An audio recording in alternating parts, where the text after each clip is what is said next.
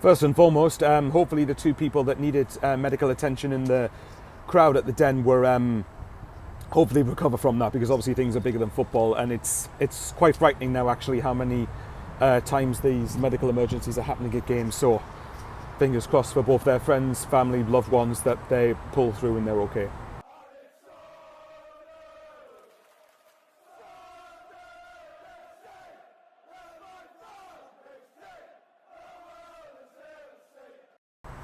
Do you remember when I said in my video against Coventry that it feels like we're never allowed to beat Coventry? I swear we're never allowed to win at the Den either. It's 4 points dropped in the last two, simple as that really. When you're 2-0 up against Coventry and you're 1-0 up going into the 93rd minute today, like that really should have, like Coventry, that should have been a win. To me, it feels very strange to be saying all this, because before the game I'd have snapped your hand off for a point, given that we had Sirkin out, given that we had Mundell out, Brown out, Job, Hume, Roberts all out.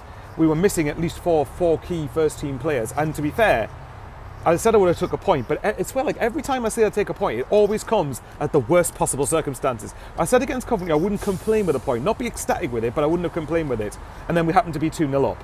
And then I say, oh, I'll take a point at Millwall, but then you have to concede a 93rd minute equaliser. Like, well, can you just not? Can you just like hold on for a 1-0? Oh, it's frustrating.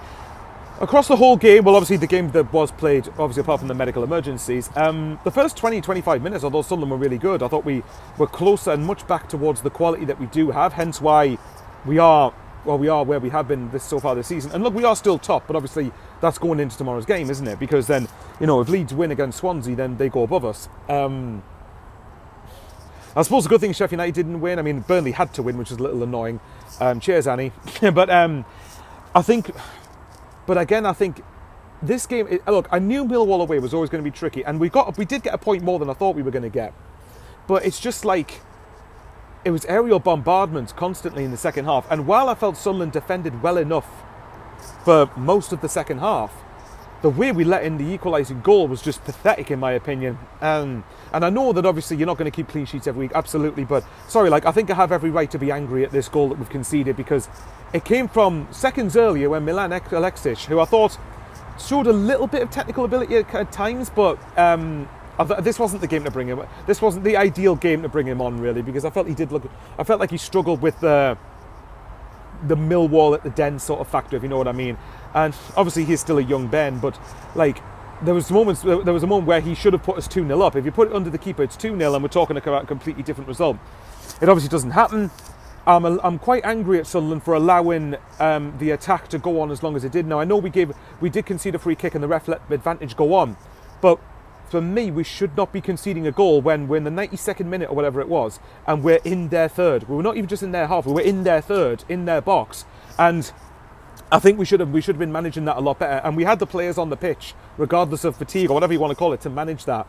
So yeah, look, I'm not gonna lie, I am pretty seething after conceding that. But like I said before, it's a weird one, because you obviously can say about the unbeaten run, whatever else it is, but it's 4 draws in a row. Now QPR, I don't know why people are dismissing QPR as a bad point. I know QPR are where they are in the league, but you can't just ignore the fact for me that we were down to 10 men in that game.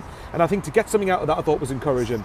Preston and Coventry and today, fair enough, because really Preston going forward, we did next to nothing. Coventry 2-0 up, should be winning that game, simple as that. And then today should be winning the game, simple as that, in my opinion. I know it's not as easy, it's easier said than done, obviously, but and I mean, for context, Burnley and Leeds both did get beat at Millwall, so to get a point with half of your with at least a third of your main starting 11 out is something else. Although I did think Elise in general was very, very good. It was just that we were all over the place for the equaliser at the end. Yeah, it's just so annoying. Really is annoying, and it's like it's 2 points dropped in stoppage time, isn't it? And I can't help but wondering, are we going to look back at these 4 points later on in the season? And don't get us wrong, other teams do this as well. I'm getting quite tired of we can't just look at other teams, we have to focus on Sunderland. Well, you can look at other teams, because we're not the only ones that are up near the top of the league. Like, there are other teams there as well. So, like, at the end of the day, like, Sheffield United were 2-0 up against 10-man QPR. Well, sorry, they were 2-0 up against QPR, then QPR scored one, went down to 10 men, and they ended up drawing 2-2. So it's not just us that happened to. You could say Sheffield United, even though they had 10 men for over half of the game, conceded a late equaliser. So it's like, it's just frustrating. I mean, Good for Connolly to get a goal, and I thought in general he looked quite promising in the first half. Obviously had to go off typically. I swear, can we not go one game without someone going down injured? The good thing now, at least, is the fact that we've got Job, Hume and Roberts back. Unless any of them are injured, we've got them back for West Brom and Sheffield United, which I think is going to be massive, because this week coming up is huge. Like, okay, it would have been so much better if we just bothered to hold on for the win and defend properly in the 93rd minute, but, like, yeah. I think one thing I am starting to get a little concerned about, and it's something, and it's a concern, it's just like a little concern, it's not a complete worry yet, but it is a concern, it's the fact that away from home, we seem to have this let's not lose first mentality. And while I understand that, and I think away from home, it is harder to win games than it is at the Stadium of Light. But at the same time, you're putting a lot of pressure on yourselves to win all of your home games. And we know we're not going to win all of our home games. We are going to drop points at home on occasions. And I just think that, you know, games like today, are we going to look back on that? But at the same time, at the end of the day, that could be an important point. But I don't know. It just all depends on what happens on the back of this. But yeah, I'm just waffling, guys. I'll love you and leave you there. If you're not a regular subscriber and you're watching the video and you think I've earned a sub, I am trying to get to 6k, so if you could like, comment, sub. And yeah, as Brian, my mate Ben, his dad, Brian said, that's how it goes, isn't it? So there you go. There's your shout out. I actually remembered. But yeah, take care, everyone. Take care coming back from Millwall for everybody. And it's a point. Should have been 3, really, but there you go. Catch us all for West Brom, and see you later.